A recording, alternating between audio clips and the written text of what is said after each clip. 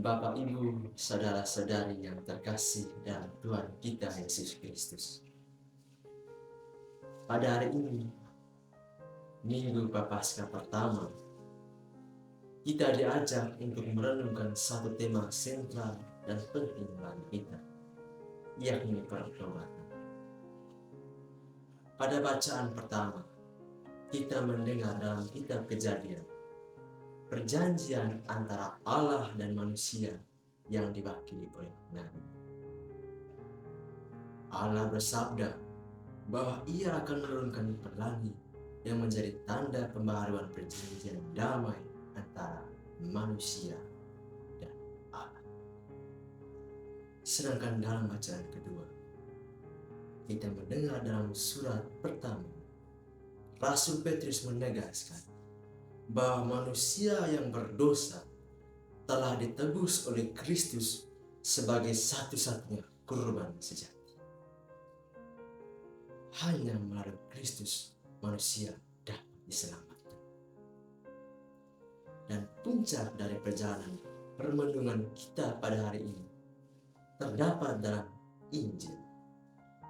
Markus dalam Injil yang mengisahkan Yesus yang berpuasa di padang gurun 40 hari 40 malam lamanya sebelum Ia melaksanakan karyanya untuk mewartakan pertobatan manusia dan bangsa.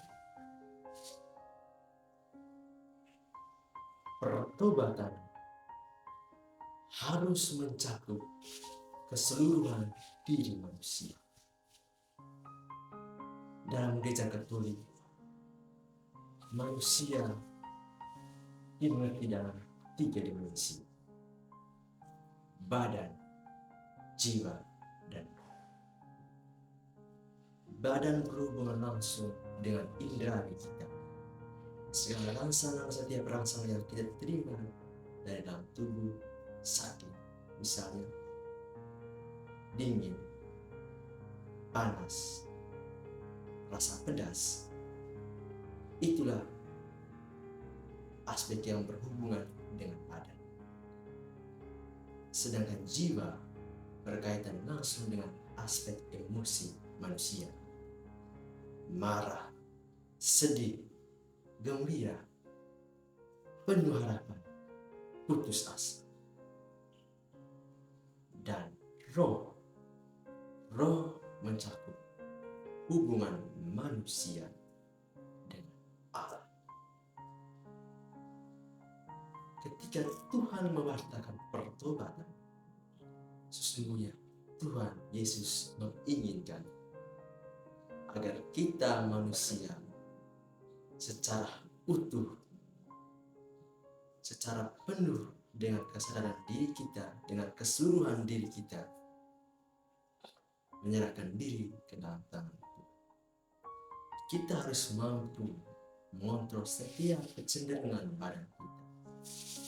Kita harus dapat mengatur emosi kita, sehingga kedekatan dengan Tuhan dapat terbina dengan baik. Namun itu bukan perkara yang mudah. Itu bukan sesuatu yang mudah, semudah kita membalikkan telapak tangan. Itu sangat sulit. Bahkan bagi sebagian orang itu sangat tidak mungkin untuk dijalankan. Tetapi sebagai orang-orang Kristen, kita percaya Tuhan memampukan kita. Jika kita ingin bertobat, pertama-tama yang harus kita buat adalah berdoa. Dalam doa kita menyerahkan diri kita sepenuhnya pada Tuhan. Dan percayalah, dalam kelemahan kita, dalam kekurangan kita, Tuhan dalam kemurahannya, dalam kekuatannya akan memampukan kita dan membimbing kita sampai ke jalan. Seorang kudus pernah berujar demikian. Barang siapa datang kepada Kristus dan merendahkan dirinya di hadapan Kristus, tidak akan pernah tinggal dalam kesia-siaan.